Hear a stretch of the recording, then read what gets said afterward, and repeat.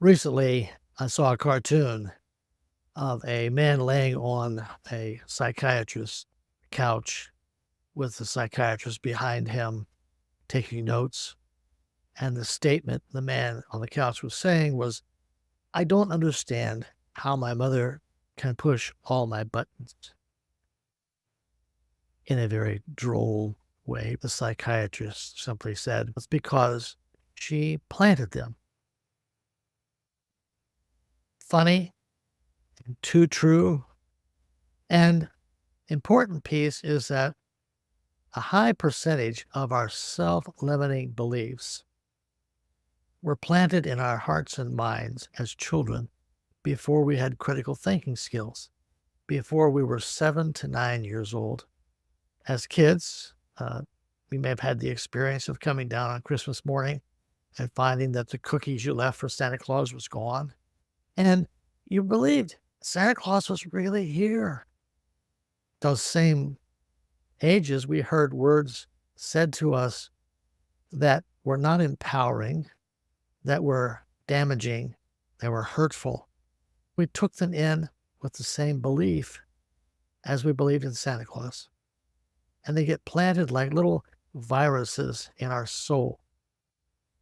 Later in life, they come back to haunt us. When they're planted, we believe them and we begin to figure out how to not let that happen again.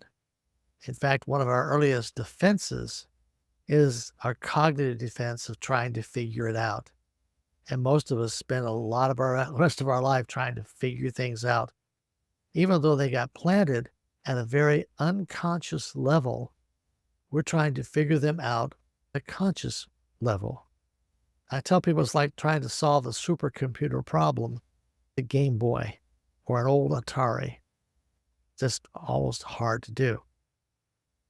I want to talk about 3 rules, families, that made them dysfunctional, made them problematic for us as adults, because the rules were in place and the rules were enforced silently, not so much outwardly, but it was like in the water, in the air. We caught them.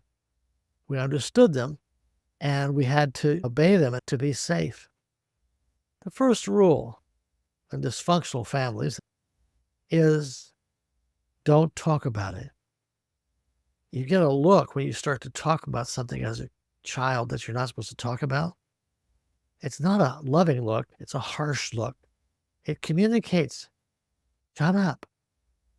If you keep talking about it and you miss the cue, you might get more than a look. You might get a smack. Sometimes it's more subtle. Sometimes it's not just a look. Sometimes it's outright denial of what you're seeing. So you make a statement, here's what I see. And the adult says, oh, that's not that. Well, it's not that. It's something else. My kind of anecdotal statement is, oh, that's not dad's anger. That's his righteous indignation. And by the way, you caused it. And so we get gaslighting. Don't talk about it. The second rule is don't feel what you feel unless you're told to feel it and it's a good feeling. How dare you feel that way? We hear things like, after all we've done for you, how could you possibly feel that way? Good boys don't feel that way. Good Christian boys don't feel it. Good girls don't feel it. Good Christian girls don't feel that way. You've already learned you can't talk about it, and the feeling is painful. So we learn to shut down our feelings. We learn to go numb. Third rule, don't trust anybody. Well, often we learn that by trusting the adults in our life with stories that then we get in trouble for, either immediately or a few months later or years later. It can be thrown back in our face. They've held on to it. We learn not to trust even the people who are closest to us. We learn to hide. We learn to become posers. Years ago, I was working with a couple who were struggling in their relationship, and they had both gone to a Christian school. And we were talking about their early involvement, and they said, oh, we did the same thing everybody else did. We just learn how to pose better. We learn how to cover it up. We learn how to lie about it. And that's another thing that happens in families. We learn to lie and cover up because how dare you expose what's going on in our life. Don't let anybody outside the family know what's happening. Don't tell anybody about your dad or about your mom. We don't mention Uncle Joe. We don't talk about cousin so and so because this happened to them or they're like this. They're different. Don't talk, don't feel, don't trust. Those three rules are perfectly designed to destroy intimacy, real intimacy.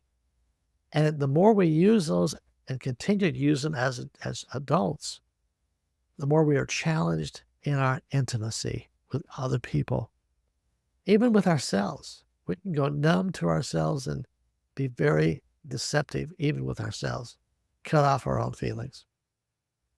So, how do you break it? You have to become aware at first.